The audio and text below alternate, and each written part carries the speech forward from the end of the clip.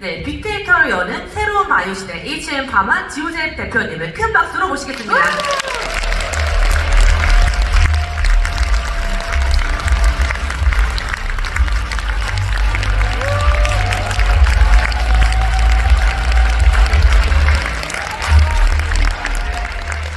감사합니다. HM파마 대표이사 지호석입니다. 감사합니다. 오늘 귀한 자리에 초대해 주셔서 감사합니다. 예, 제가 이번 그 인스파이어에서 했던 이 데이터베이스가 아마 인스파이어에서 많은 분들이 들어보셨을 것 같아요. 앞으로 우리가 지금 조우하고 있는 바이오 헬스케어 시장이 어떻게 변해가는지에 대해서 많이 말씀을 드렸었고, 오늘 그 내용뿐만 아니라 약간의 40분이라는 시간이 주어졌기 때문에 마이크로바이옴, 그리고 도대체 이 마이크로바이옴이 왜 중요한지, 그럼 그것보다 더해서 왜 마이크로바이옴의 데이터베이스가 중요한지, 이 데이터베이스가 오늘 여기 계신 분들이 아마 1세 말고 2세 분들도 많다고 저는 들었거든요. 앞으로의 세상이 어떻게 변해갈 것인지 이런 것들에 대해서 조금 설명할 수 있는 기회 갖도록 하겠습니다. 예, 발표 시작하겠습니다. 저희 회사 소개 오늘 처음 들으신 분도 아주 몇 분은 계시다고 들었어요. 그래서 간략하게만 소개하고 넘어가겠습니다. 저희 회사는 HEM파마라는 회사이고요. 안타깝게도 저는 아메이 직원도 아니고 저는 ABO도 아닙니다. 저는 아직 그냥 과학자일 뿐이고요. 과학자이자 현재는 회사의 대표이사이고요. 그래서 저희 회사는 저하고 여기 위렐름 홀자펠 교수님이 같이 창업한 회사입니다. 위렐름 홀자펠 교수님 설명하려면 너무 할 이야기가 많지만 가장 간단하게 설명할 수 있는 거는 여러분들 잘 아시는 이 유산균이라고 하는 속을 구글의 위키피디아 들어가서 보시면은 그 속의 분류의 첫 번째가 홀자펠리아 속이라고 되어 있을 정도로 자신의 이름이 미생물도 속이 있고 스피시스가 있고 뭐 이제 오늘 미생물 강의로 한거 온 거 아니니까 그 얘기는 안 하겠지만 그 속이라는 게 뭐냐면은 지 요셉이라고 있으면은 요셉이라고 하는 이름은 부모님이 지어줄 수가 있는 거죠.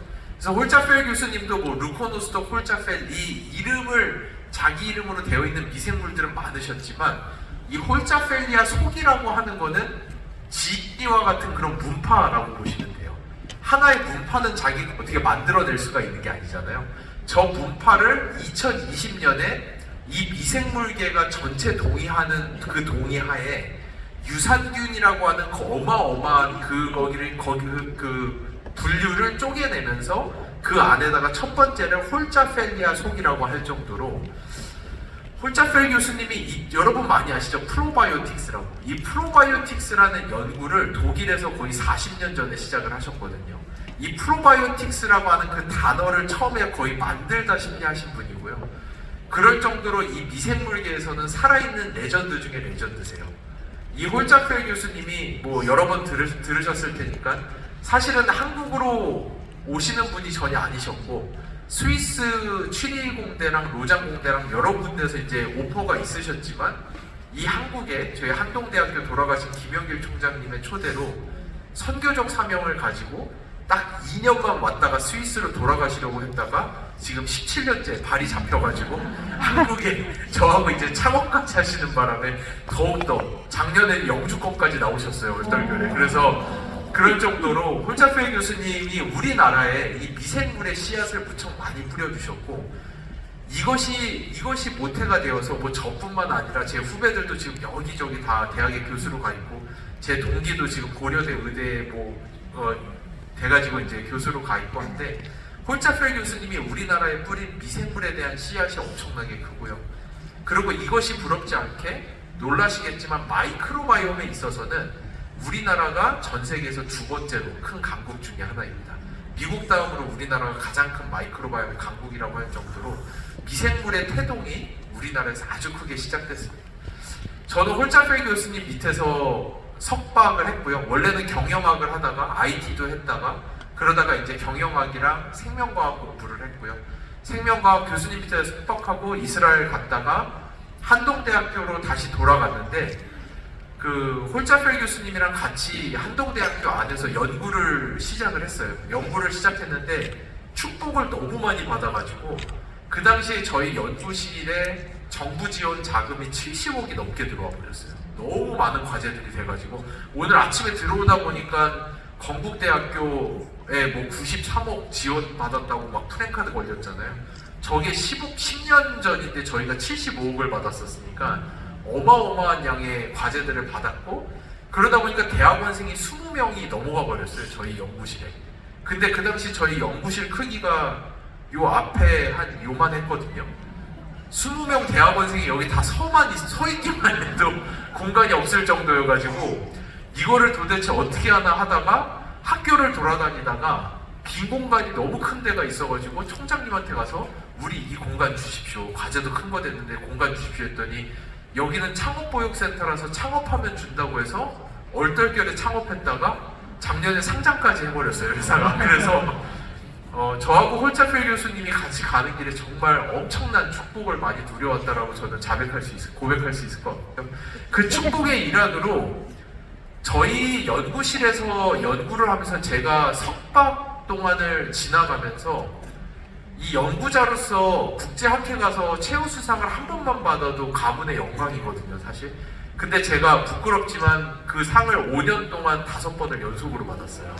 그게 감사합니다. 제가 자랑하려고 하는 건 아니고요. 그래서 처음 받은 상이 2011년에 그 당시에 이제 덴마크 단트코라고 하는 기업에서 최우수상을 받았는데 저 유럽 학회에서 아시아인이 수상한 게 제가 최초였고요. 그리고 그 다음 연도에는 여러분 365 드시는 듀퐁이라는 회사에서 주는 최우수상을 받았고, 똑같은 IPC 학회에서 받았는데 제가 저 학회 최초로 2년 연속 수상을 한 사람이 됐었습니다. 근데 이게 제가 이 이야기를 왜 하느냐, 그 당시에 저희가 왜 이렇게 많은 상을 받았냐 하면은 2010년대 초반에는 어떤 시절이었냐면 이 마이크로바이옴이 너무 많은 질병에 관련돼 있다. 특히나 이따가 장표에도 보여드리겠지만 요즘에 우리가 이해할 수 없을 정도로 가파르게 증가하는 다가면역 질환이라든지 대사질환이라든지 뇌진이라든지 자폐. 제가 얼마 전에 발표하는데 어떤 리더님이 저한테 그 얘기를 하시더라고요. 우리 아이가 여기 계실지도 모르겠어요. 제가 공개하는 거 기분 나쁘시지 않으셨으면 좋겠는데 그 아이가 자폐가 있어가지고 우리나라에서 3번째로 다른 아이의 변을 캡슐로 해서 6알째 먹고 있다고 하시더라고요. 그럴 정도로 엄청나게 비싸대요. 그때 뭐 600만 원, 700만 원? 그 남의 똥 한 캡슐에 100만 원이 넘는 거예요. 이게 얼마나 억울한 상황이에요. 남의 똥을 100만 원을 넘게 주고 사 먹어야 돼. 그런 시대가 열렸어요.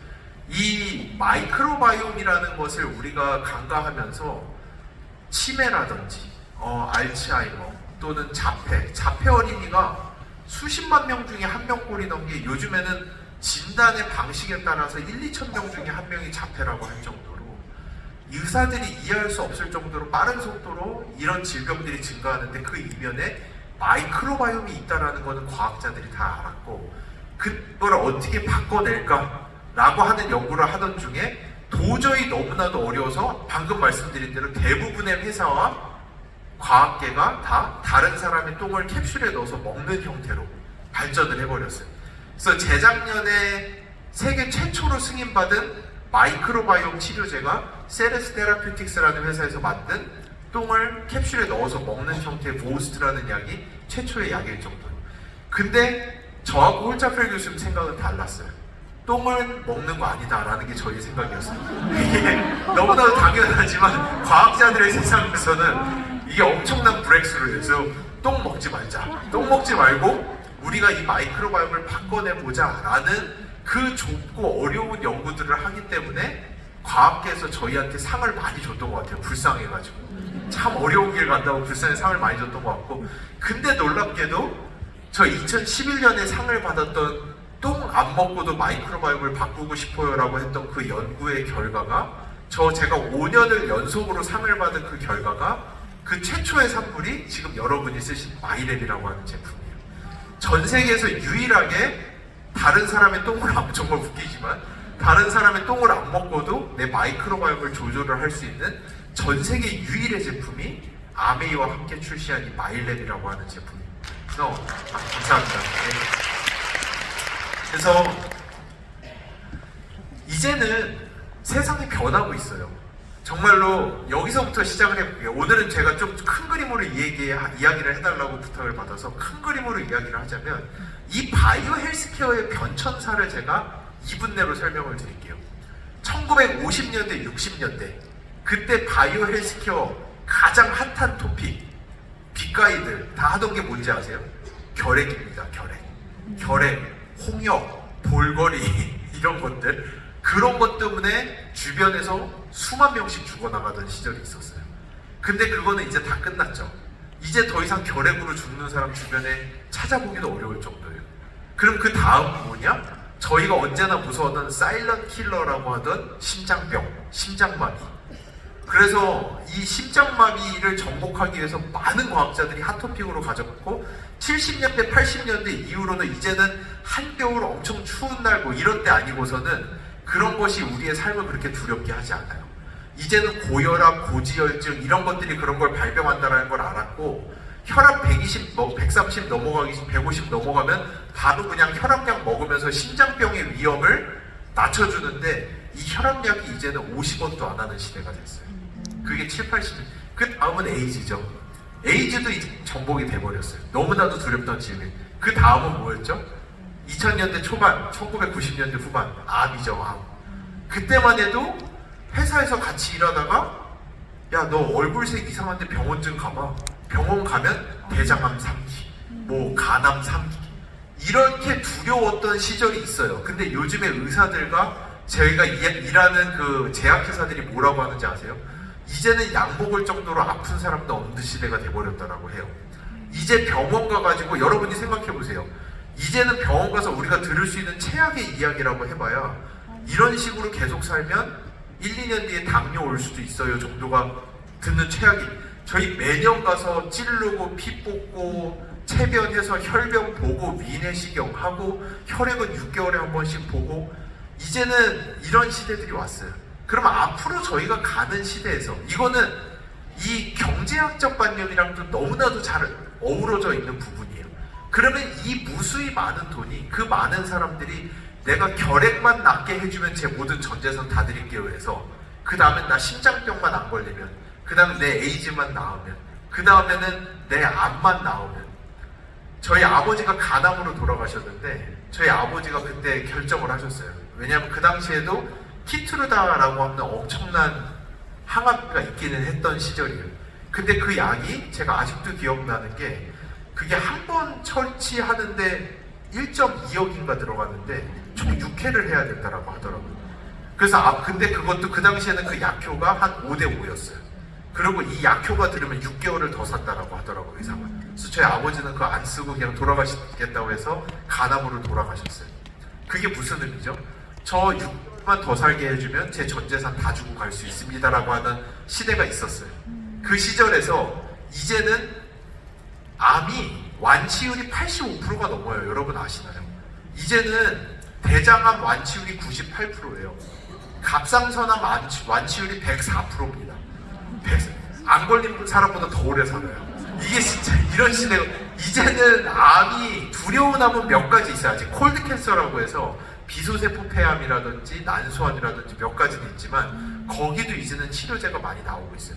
그럼 이 무수히 많은 이코노미 그 제약회사들이 가지고 있던 이 엄청난 부가 어디로 내려오기 시작할까요? 이제 사람들은 나 오래 사는 거는 언제든지 할 수 있어. 근데 퀄리티 오브 라이프예요. 삶의 질이 높은 상태로 오래 살아야지만이 의미가 있다는 것을 이제는 모든 사람들이 생각하고 있고 이제는 이 삶의 질을 맞춰나가기 위한 삶의 질을 맞추기 위해서 그래서 1990년대, 2000년대부터 과학자들이 매번 하던 얘기가 예방의학이에요.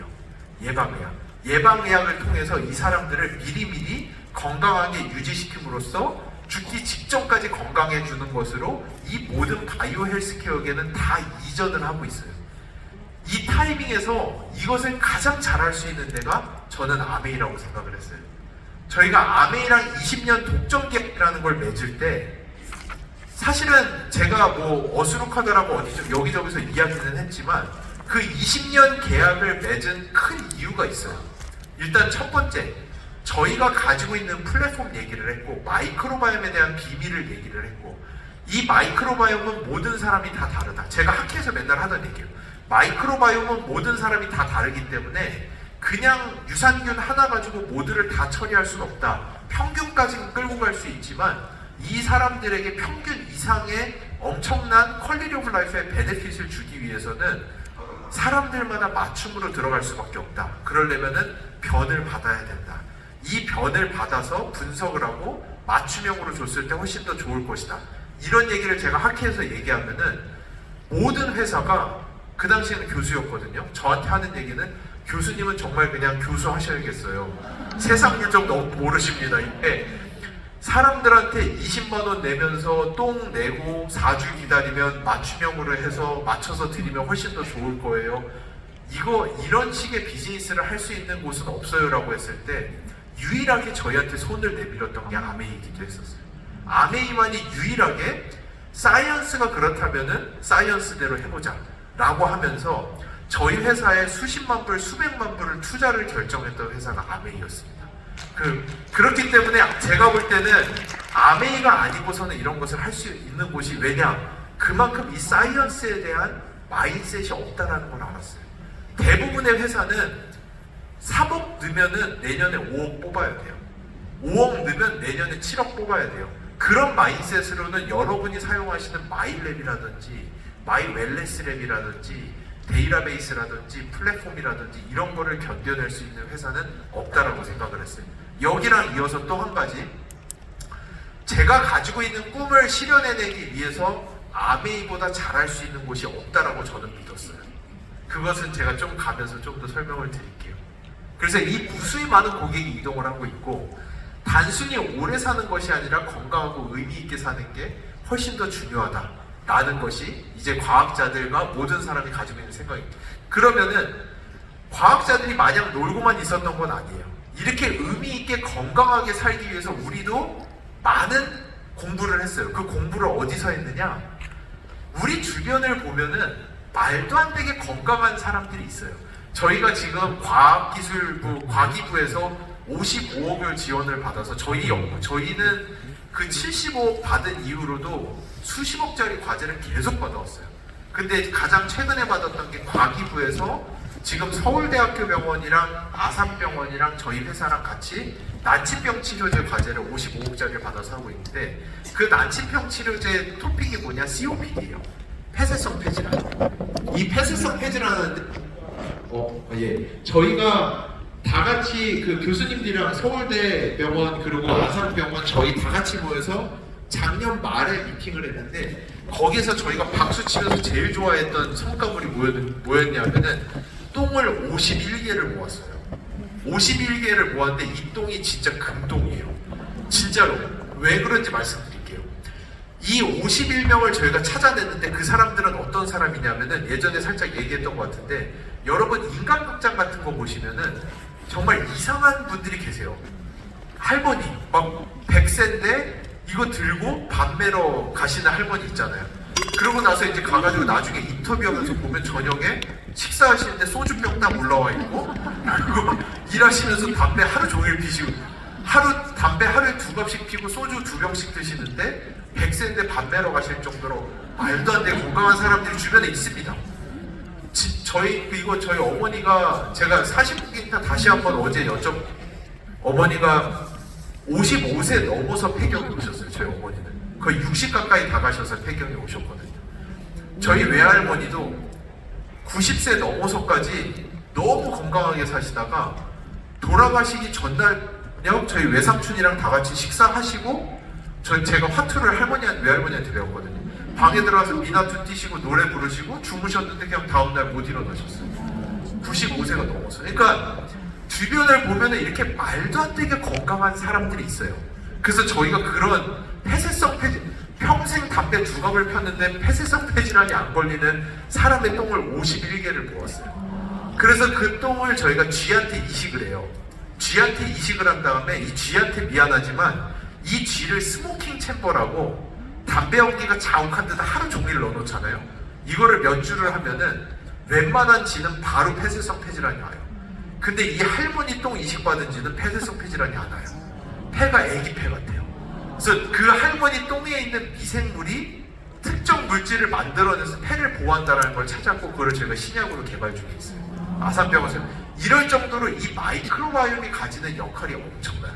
근데 이런 거는 저희가 1, 2년 전에 과기부에서 과제를 받을 정도로 과학계는 전혀 모르던 거였어요. 과학계가 원래 생각했던 건 뭐냐? 저 노란색의 헬스라고 하는 개념은 우리의 유전자 안에 있다라고 모두가 생각을 했어요. 이 빌 클린턴이 미국 대통령 하던 언제 호랑이 담배 피던 시절에 이런 것들을 시작을 해서 이제 우리는 유전자를 분석해내서 병을 치료한다라고 생각을 했지만 결국 이 프로젝트가 끝난 다음에 인간 게놈 프로젝트는 유전자의 한계를 확인했다라는 게 과학자들이 동의하는 거였어요. 그러고 나서 과학자들이 넥스트로 간 토픽이 뭐냐? 그게 바로 엑스포점이라고 하는 존재예요. 이 엑스포점이 뭐냐 하면 우리 주변 환경이에요. 그러니까 유전자가 100% 똑같은 사람 2명이 있어도 한 명은 들어온 물 먹고 들어온 고기 마시고 아무것도 못 먹고 한 명은 이스프링, 엠모스피어, 더블엑스 다 먹고 이러면 당연히 먹은 쪽이 훨씬 더 건강하다라고 하는 개념인데 이게 일부 맞기는 해요. 과학자들이 다 일로 가는데 제가 정말 놀라운 기사를 확인을 한 적이 있었어요. 그 기사가 뭐냐? 2014년에 아메이가 2014년이면은 과학계가 엑스포점에 대한 개념을 이제야 조금씩 알던 시기인데 그때 이미 아메이가 스탠포드에다가 1000만 불을 지원을 하면서 엑스포점 연구를 했다라는 그 기사를 보면서 아메이가 우리 회사에다 수백만 불을 투자한 게 이게 처음 한 허무맹랑한 짓은 아니었구나 라는 생각을 했어요. 제가 아까 말씀드렸죠. 이런 것 어느 회사도 할 수 없는 거예요. 5억 넣으면 7억 뽑아야 돼요. 100억을 연구하겠다고 넣었는데 솔직히 말씀드리면 이 1000만 불짜리 엑스포점 연구를 통해서 아메이가 획득한 게 2가지였는데 하나, 맞긴 맞다. 우리 주변 환경을 관리함으로써 인간이 더 건강할 수 있다는 건 맞는데 이게 다가 아니더라. 거기에서 마이크로바이옴이라고 하는 개념이 있다는 걸 아메이가 그 어떤 회사보다 먼저 알게 된 게 엄밀히 얘기하면 전 1000만 불짜리 엑스포점 연구에서부터 시작됐다라고 저는 알고 있어요. 그래서 이거를 통해서 과학계는 아메이가 저희 회사에다 투자하고 이 마이랩이라고 하는 플랫폼을 만들어내는 이 큰 여정을 시작할 때쯤 훨씬 먼저 시작했고 그러고 나서 과학계가 많이 봤던 것들이 뭐냐 이런 거예요. 둘이 일란성 쌍둥이인데 일란성 쌍둥이는 유전자가 둘이 100% 똑같아요. 근데 저 둘이 같은 집에서 같은 엄마가 해주는 밥 먹으면서 같은 물 마시면서 같이 사는데 한 명은 초고도 비만이 되고 한 명은 마른 상태로 가요. 이거는 유전자와 엑스포점으로 설명할 수 있는 개념이 아니잖아요. 그래서 과학자들이 뭐를 하느냐?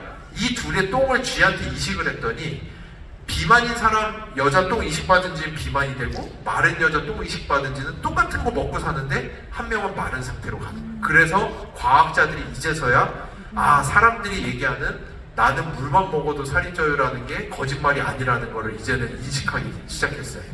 우리 장 안에 어떤 미생물이 있느냐에 따라서 사람들의 약발이 달라지기 시작하고 먹는 거에 대해서 건강에 대한 리스폰스가 완전히 달라지기 시작한다라는 거를 이 과학계가 알게 된 거죠. 그러고 나서 이 수많은 질병들이 우울증, 불안증, 자폐, 파킨슨, 염증성 장질환 이 무수히 많은 것들이 마이크로바이옴에 의해서 조절된다는 걸 알게 됐고 그래서 제가 아까 설명드린 오늘 저는 바이오 컨버전이라고 하는 우리가 먹은 게 우리 혈액까지 넣어주는 것은 마이크로바이옴이다. 이거는 제가 여러 번 이야기를 했었기 때문에 오늘은 면역이라는 이야기와 이 바이오 인더스트리의 변화에 대해서 설명드리고 오늘은 마치도록 할게요.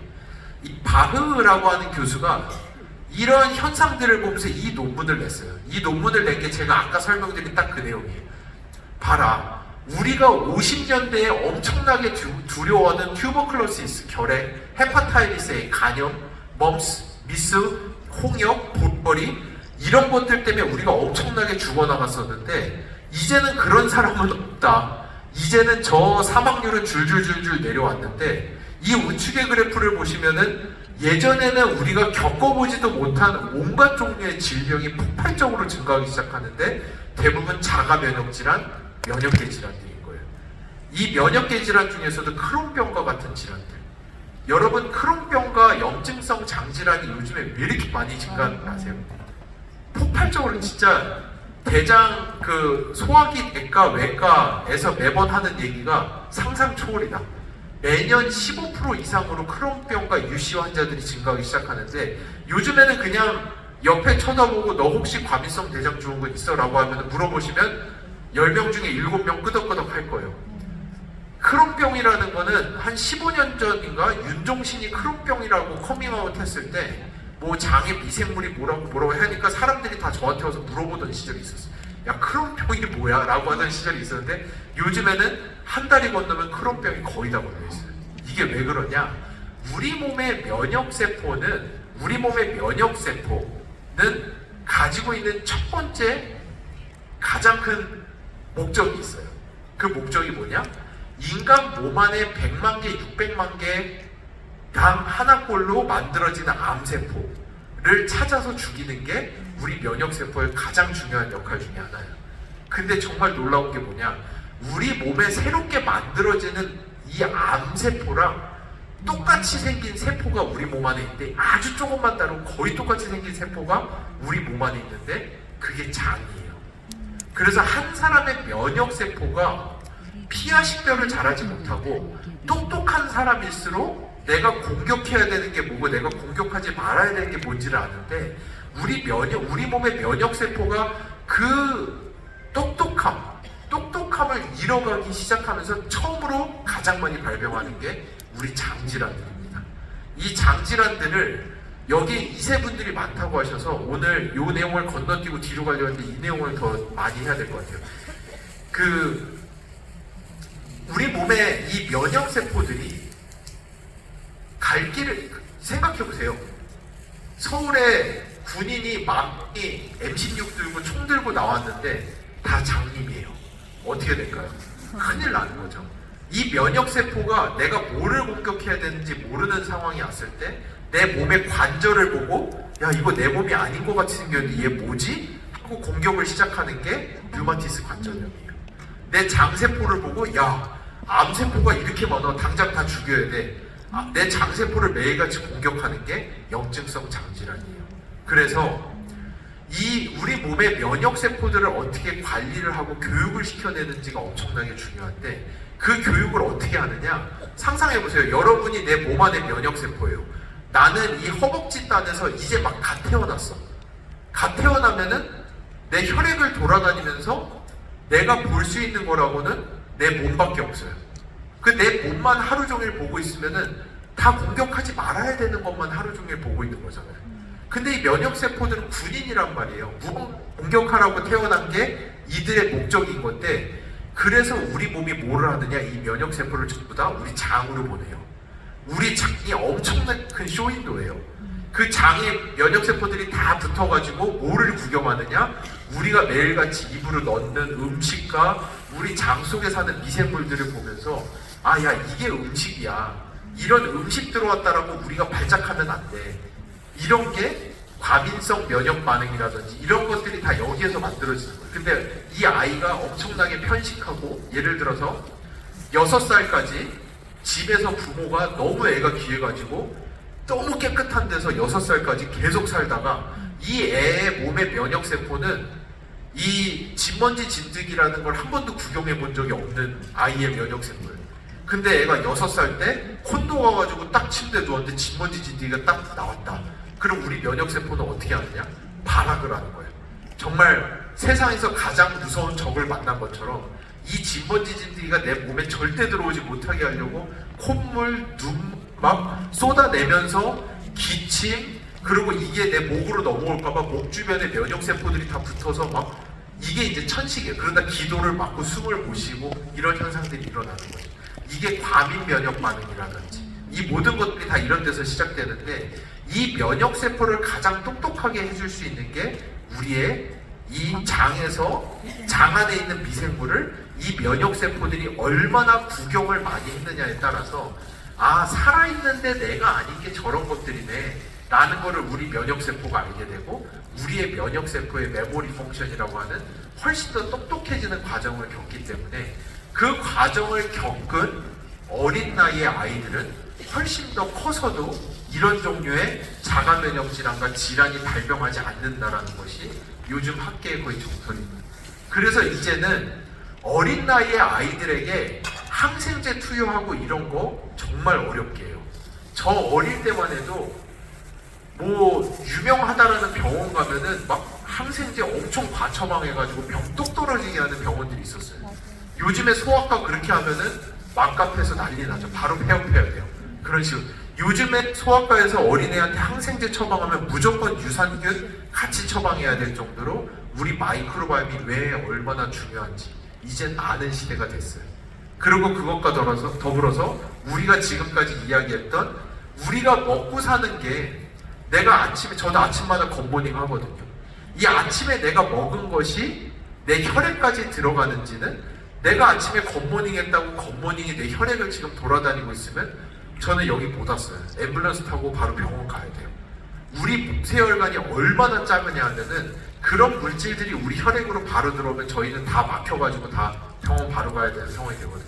그게 아니라 내가 먹은 것은 내 장내 미생물이 어떻게 쪼개내서 약으로 만들 거냐 독으로 만들 거냐 미생물들이 쪼갠 게 내 혈액으로 들어오기 때문에 내 장 안에 어떤 미생물이 있느냐에 따라서 얘네들이 만들어내는 대사체라고 하는 혈액으로 들어가는 물질이 결정되는 거고 좋은 장내 미생물이 있는 사람은 좋은 대사체가 들어가면서 훨씬 더 건강할 수 있다. 그래서 저희가 저 위에 있는 회색에 있는 것처럼 똑같은 걸 먹고 살아도 누구는 반응군이 되고 누구는 비반응군이 되는 이거는 우리 장내 미생물에 의해서 좌지우지 됐다라는 걸 알게 됐고 이게 2019년의 논문일 정도로 이 과학계가 이 마이크로바이옴에 대해서 이해를 하는 것이 이렇게 미비해요. 그럼에도 불구하고 아메이가 이것보다도 몇 년 전에 저희 회사에다가 이런 논문을 보고 시작한 게 아니라 아메이는 이런 내용들을 엑스포전부터 해서 이미 알고 있었고 그렇기 때문에 저희 회사에 이미 2017년에 수십만 불을 투자를 해서 이런 프로젝트를 미리 시작을 했던 거예요. 저희가 하고 있는데 이런 논문들이 나오는 걸 보면서 아메이랑 저희는 야 우리가 진짜 생각하는 게 틀린 게 아니구나 라는 거를 검증하면서 갔던 그게 바로 여러분이 쓰시는 마이크라고 제품일 정도로 속도가 엄청나게 빠르다고 볼 수 있습니다.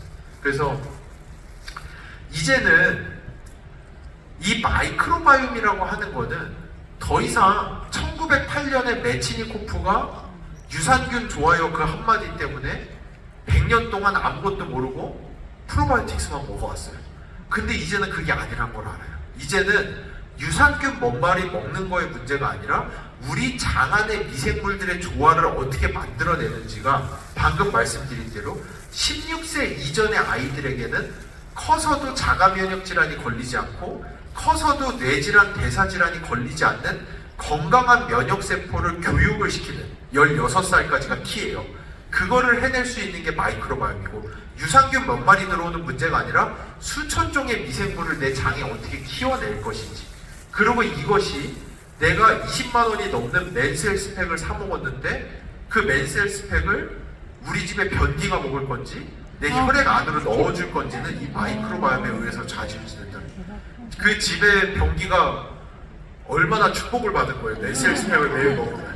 근데 내 마이크로바이옴이 그거를 받아서 혈액에 넣어주지 않으면 다 똥으로 나갈 수밖에 없다라는 게 우리 현실이라는 거를 이 과학계는 이미 알게 된 거죠.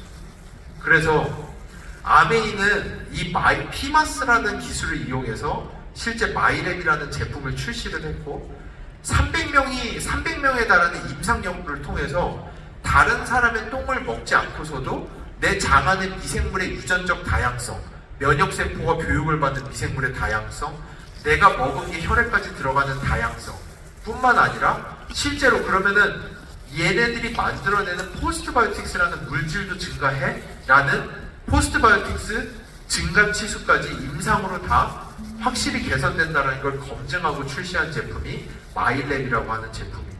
그래서 여기도 제가 요 부분이 이제 아까 얘기했던 내용이에요. 간략하게 논문으로만 설명을 하면 제가 그냥 제 뇌피셜을 얘기한 게 아니라 이 논문에서 그 얘기를 하는 거죠. 아기 면역세포의 첫 교육이자 엄마 미생물 그리고 노친기들. 아기 때 면역 체계는 아주 특별한 성장 단계를 겪는데 이 아래 보시면 아기가 접하는 미생물들은 아기 면역 체계에 오랫동안 영향을 줘서 아기가 커서 걸릴 수 있는 질병의 위협도에 영향을 미친다. 이 그림으로 딱 이해하시면 돼요.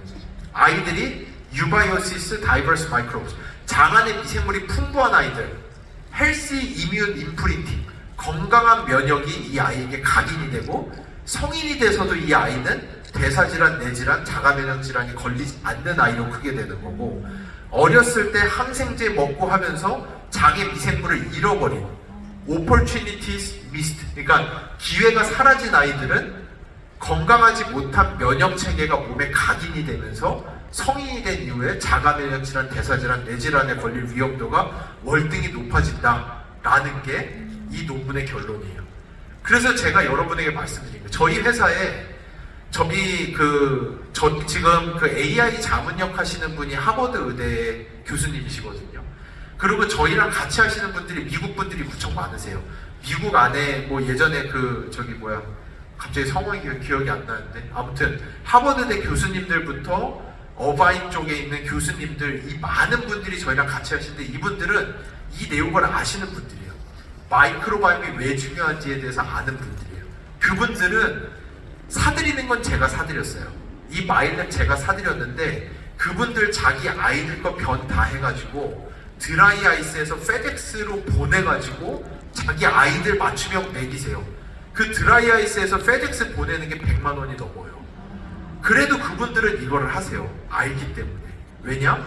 요즘 세대는 다른 사람의 똥을 먹여서라도 이 장내미생물의 다양성을 증가시켜서 우리 아이들이 커서 질병에 걸리지 않게 하는 게 미국에서는 이미 너무나도 많은 관심사인데, 자기 애 남의 똥 먹이는 게 쉽나요? 절대 어렵잖아요. 그게 아니라 이 마일랩을 통해서 할 수 있다는 걸 아는 분들은 페덱스 100만 원이 돈도 아니에요. 그 사람들은 무조건 하는 거예요. 근데 한국 아메이가 이 어려운 걸 출시해서 한국에서 전 세계 아메이 중에서 유일하게 가장 최초로 출시한 게 마일랩인 거고, 이거는 진짜 주변에 있는 아이들과 이 모든 아이들이 16세가 되기 이전에 장내미생물의 다양성을 만들어내는 거는 아메이 내에서도 정말 저는 이거는 단순히 돈을 버는 문제가 아니라 다른 사람을 이롭게 건강하게, 그 사람들은 이 잠복기가 있는 걸 몰라요. 그 사람들은 그냥 두시지 말고 그 사람들이 아이가 커서 걸릴 수 있는 질병에 대해서 이야기해 주실 수 있는 게 이 마이랩이라고 하는 제품이라고 저는 생각을 합니다. 그래서 이게 똥이 약이다죠. 그래서 다른 나라는 다 똥이 약이다로 해서 다른 사람의 똥을 캡슐에 먹는 지경까지 와 있는데 유일하게 아메이의 마이랩만이 이거를 만들어낼 수가 있고, 그래서 아메이랑 저희가 꿈꾸던, 지난 15년간 꿈꾸던 아주 일부의 내용이 여기에 들어가 있어요. 우리는 이 마일랩이라는 제품을 피마스를 통해서 만들어내고 사람들에게 보편적인 반응도를 개선시키는, 가장 좋은 거, 가장 잘 붙는 게 이 마일랩 유산균이랑 같이 먹었을 때 효과가 가장 좋은 게 더블엑스, 파이토프로틴, APP, 그리고 오메가3 아세로라신. 이거는 저희가 재작년부터 아메이와 연구를 해갖고 지금 심도 있는 연구로 넘어가고 있거든요. 그래서 저는 아침에 저도 굿모닝을 하거든요. 굿모닝을 저는 7시 이전에 해요. 7시 이전 블루베리도 많이 넣고 이스트비 넣고 해가지고 쫙 갈아가지고 마일랩 저는 보통 2포 넣고 해가지고 쭉 먹고, 점심을 가급적 오후 2시 이후에 먹으려고 노력을 해요. 그 아침에 제가 굿모닝을 한 때부터 오후 2시까지가 우리 마이크로바이옴이 저를 위해서 엄청난 양의 약들을 만들어내는 시간이에요. 뷰티레이트, 장 누수를 막아주는 물질, 뷰티레이트에 체인 하나 붙으면 감마 아미노 체인 붙으면 감마 아미노 뷰티릭 애시드, 저의 하루 종일의 스트레스를 막아주고 저를 안정화시켜주는, 그리고 거기서 세로토닌, 멜라토닌, 인돌, 행복 호르몬, 수면 호르몬, 장내미생물이, 얘네들이 아침에 그 굿모닝하고 6시간만 그렇게 하드 트레이닝 시켜놓죠? 그럼 하루 종일 저를 위해서 그거를 하는 거예요. 왜냐? 얘네들도 무언가를 먹고 살아야 되는데, 솔직히 얘기하면 아침에 드시는 굿모닝은 식빵에다 뉴텔라 발라먹는 거에 비해서 이 마이크로바이옴들에게는 100배 이상 어려운 일을 주는 거예요. 식빵에다 뉴텔라 발라먹죠? 우리 장내미생물 락테이트 하나밖에 안 만들어요. 하등에 별로 도움도 안 되는 그거 하나 만들고 끝나는 거예요. 근데 그게 아니라 굿모닝이라고 하는 엄청난 스트레스를 마이크로바이옴에 줌으로써 얘네들이 저를 위해서 억지로 하루 종일 약을 만들어내게끔 하는 게 여러분이 지금 하시는 굿모닝이라는 플랫폼이고요. 이 굿모닝이랑 마이랩만 잘 붙여도 진짜로 우리 마이크로바이옴이 만들어내는 다양성과 대사체는 하루 종일 보장받으실 수 있는 게 이 마이크로바이옴의 역할이고 굿모닝의 역할입니다. 거기다 더해서 저희는 여기서 만들어지는 이번 달 기준으로 이제 8만 건의 데이터베이스거든요. 8만 건에 육박하는 데이터베이스를 통해서 반응도를 보고 누가 에코를 만들어내는지, 누가 뷰티레이트를 만들어내는지에 대한 반응도를 추적해낼 수 있는 플랫폼을 만들고 있는데 파이토바이옴이라고 하는 프로세스입니다. 그래서 하나만 쉽게 설명드릴게요. 엔자임 바이옴이라는 제품이 어떤 구조를 가지고 있는지. 이 그림을 보시면은 반응자와 비반응자로 딱 나뉘어요. 아침에 굿모닝을 하면은 저는 가스 거의 안 나와요. 속이 엄청 편하고 하루 종일 몸에 힘이 들어가는 게 느껴지는데 어떤 분들은 아침에 굿모닝 드시면은 진짜 살기 힘들다고 할 정도로 가스가 많이 나오시는 분들이 있으세요. 굿모닝의 문제가 아니에요. 여러분의 마이크로바이옴의 문제예요. 그거는. 그게 뭐냐? 여기 보시는 것처럼 이 아래쪽에 설퍼 컨테이닝 아미노 애시드가 프로틴인데 단백질인데 단백질을 먹으면 일단 우리 마이크로바이옴은 이 빨간색 사각 쳐진 가스 생성에 거의 다 몰입을 해요. 하지만 여기서 제대로 된 마이크로바이옴이 있는 사람은 아세테이트라고 하는 중간 초록색 물질을 넘어서 아세틸COA, 크로토넬COA, 뷰티레이트까지 다 생성을 해내는 사람들은 반응자이고요. 저 패스를 못 넘어가시는 분들은 하루 종일 가스만 나오시는 게 그게 가장 큰 문제입니다. 그거를 넘어가게끔 해주는 게 엔자임 바이옴이라는 제품이고요. 이런 제품은 전 세계에서 만들어낼 수 있는 사람이 없어요. 만들어낼 수 있는 회사도 없어요.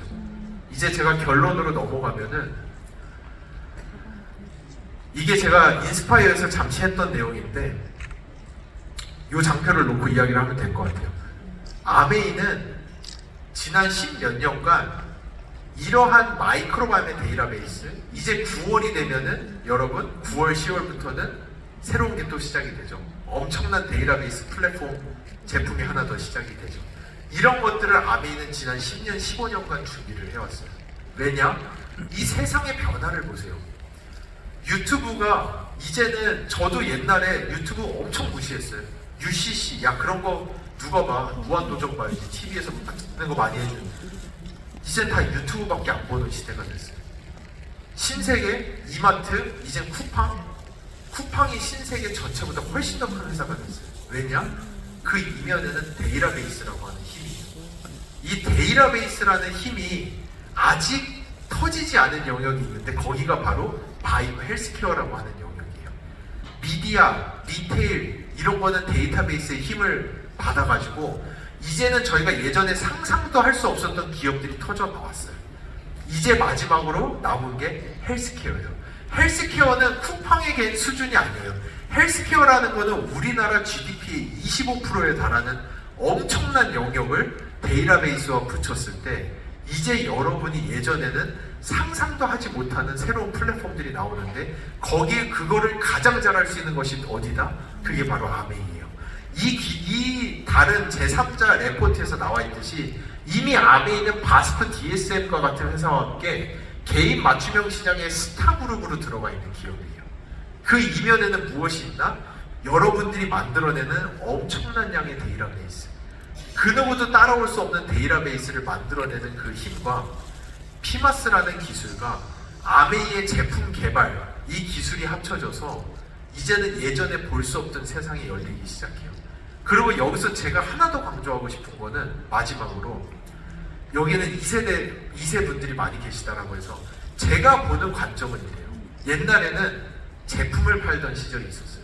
좋은 퀄리티의 제품을 팔던 시절이 있었어요. 이거는 저는 아메이 사람이 아니니까 편하게 그냥 얘기하는 거예요. 좋은 제품을 팔던 시절 아메이 정말 좋았어요. 근데 그 다음 시대가 어디로 넘어갔느냐? 브랜드를 사는 시절이 오기 시작했어요. 사람들이 이제는 누가 만들든 상관하지 않고 브랜드 파워를 믿기 시작하는 시절이 왔고 그때부터 아메이가 살짝 스트럭을 한 걸로 저는 알고 있어요. 하지만 이제 또 다른 변화의 시대가 왔어요. 이제는 사람들이 뭐를 사느냐? 철학을 사는 시대가 왔어요. 이제는 스타벅스 가서 커피 안 마셔요. 내가 원하는 내 감성에 맞는 인디 카페 가서 사 마시는 거예요. 이제는 명품 옷을 사 입질 않아요. 파타고니아와 같이 말도 안 되게 비싼데 다 재활용품으로 만들어오는 환경보호라는 그 철학의 제품을 사는 시절이 왔어요. 이제 아메이가 그 철학을 시작해야 돼요. 아메이는 저는 그래서 이 창업자분들의 그 철학, 남을 돕는 섬김의 철학, 남을 더욱더 건강하게 해주는 그 무기, 여러분이 그 철학을 들고 아메이는 그 이면에 가장 잘할 수 있는 데이터베이스와 플랫폼과 알고리즘을 여러분들을 위해서 받쳐드릴 때 지금 여기 계시는 2세 분들은 또 다른 퀀텀 점프의 시절을 볼 거라고 저는 생각합니다. 그래서 이 아메이 창업자분들의 창업 정신, 섬김의 정신, 그 철학과 아메이가 가지고 있는 기술과 데이터베이스가 만나서 이제 2세 분들이 앞으로 사업하실 때는 새로운 퀀텀 점프의 시대를 맞이하는 게 앞으로 저희 앞에 있는 아메이의 꿈과 비전이자 현실로 만들어지고 있는 과정이라고 생각합니다. 그래서 이 데이터베이스가 만들어내는 앞으로 바이오, 혁신의 시대를 여러분들이 조금 더 진지하게 생각해 주시고 조금 더 매진해서 나아가면은 5년 뒤에 저희 훨씬 더 크게 웃는 모습으로 만날 수 있을 거라고 생각합니다. 감사합니다.